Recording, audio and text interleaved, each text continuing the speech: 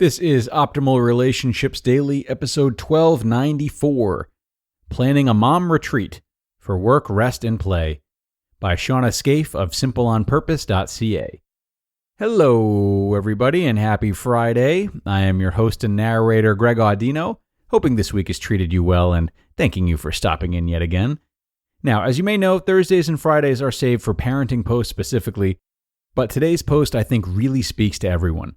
It's a good one from Shawna Scafe that really advises on how to take some time for self-care that we all might need. So, open your ears and get ready. I'm going to jump into this post now and optimize your life.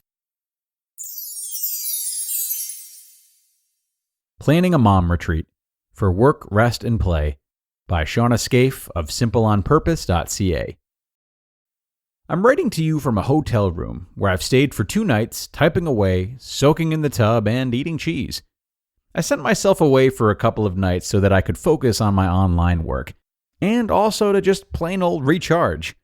On the first night, my bestie came with me and we had a nice dinner and then sat down at our computers and took care of business. For me, I'm working on a special project I normally don't have time for in my current work-from-home life. For her, she's scheduling appointments and researching things that have come up in her life and getting things done that she normally doesn't have time for in her life. We took the time to get done some of the office hours things that seem to be put on the back burner so often. And yes, I do think moms need office hours. No matter what tasks have piled up on the back burner for you, it can be tough to make the time. That's why I love to include them in my work weekends or mom retreats, because this time is uninterrupted, it is not hijacked by my other errands, and it does not feel rushed, which I often feel at home. But it isn't all about work. It's also about making the time for you. Blocking time out for you. The bigger issue here for moms is the idea of having time. A time that you will get to fill however you wish without demands from anyone else. A time to unplug and slow down. This is a time to rest and play and do things that you haven't made part of your life in a long time. Let's just take a minute and observe how it feels when we know we will have time away. Time blocked or just for us. When you have this time booked away, whether it's an hour a week or a night away every 6 months or whatever, your mental state will be so much more relaxed. Because you know there will be time to do your errands, you can let the to-dos pile up on a list without the mental burden that you aren't working on them. Because you know there will be time to be indulgent with your own needs and wants. Having time blocked off for you allows you to show up and have fun with whatever is happening in your day, because you know that time is coming for you to do what you need to do. Planning a mom's getaway every year or every 6 months is making a statement on your calendar that there is time for you, because nobody's going to just hand you the time. You need to make it for yourself. Planning the retreat. Book it. I know a retreat isn't an option for everyone, but I would encourage you to think about creative ways to make it work. Perhaps a babysitting swap with another mom friend. To save money on a place, you could time it around someone being out of town and go crash their house, with their permission, of course. You could rent a cheap Airbnb. You could go halfers with a friend on a hotel discount. You could use your Save On More points to book a hotel. For me, I knew I wanted a place where I would feel comfortable sitting and writing on my computer for many, many hours. I was drawn to this Okanagan resort because it looked so peaceful, had the lake right there, and the hot tub was open. I had done many work retreats in the past and also knew I wanted a simple kitchenette and a space that felt calming and beautiful. I was very happy with this place. Prioritize your to-do list. You want to be intentional with this time away, so give yourself a framework of what you want to do. Start to make a list of things you want to get done. Keep it handy so you can keep adding to it. Before you go, take a second and highlight the top 3 things. If you're like me, your list will be too long, and if you don't prioritize, you'll feel unproductive at the end. Remember, you want to balance relaxing with getting stuff done, so make sure downtime gets priority too. Pack all your goodies. Then, pack up a bunch of delicious food and all the stuff you want to fill your time with. Here are some fun things to pack. Face masks. More than one, why not? Books you have half read. A devotional or workbook you want to work through. Cozy socks and all the loungewear. An iPad full of great 90s R&B.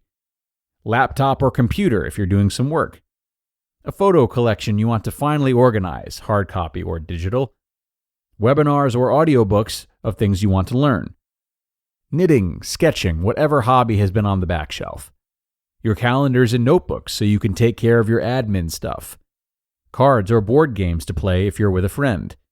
Running shoes to take a midday walk. The Life on Purpose workbook if you're ready to set some vision and goals for yourself. Yoga mat to wake up and do a sun salutation without being a jungle gym for toddlers. And snacks. Hit up your favorite store for all the dips and chips and cheeses. Sign off from duty. Then tell your family that you are off duty and will FaceTime them to say goodnight.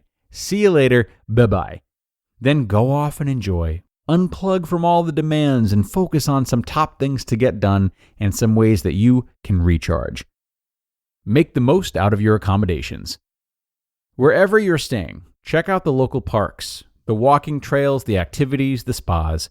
Even something as simple as a nice soaker tub with a hot coffee in the morning is a perk. Take time to enjoy the facilities wherever you are. Come home. The goal is to come home feeling recharged and ready to get back into things. Hopefully without so many to-dos and errands hanging over your brain. Plan the next one. While you're still feeling the afterglow of sleep and rest and play, book yourself in for your next one. These retreats have become part of my personal life and my work life over the years, and I don't see that changing. I hope to do a retreat a couple of times a year. They might look different over time in terms of where I stay and the people I go with. Either way, knowing that time is there for me is so helpful for me to keep with the daily grind of my work life and mom life. So mamas, start with an afternoon, work up to a night away, then up to 2 nights away. Just get started planning a getaway for you to have your own time to work, rest, and play.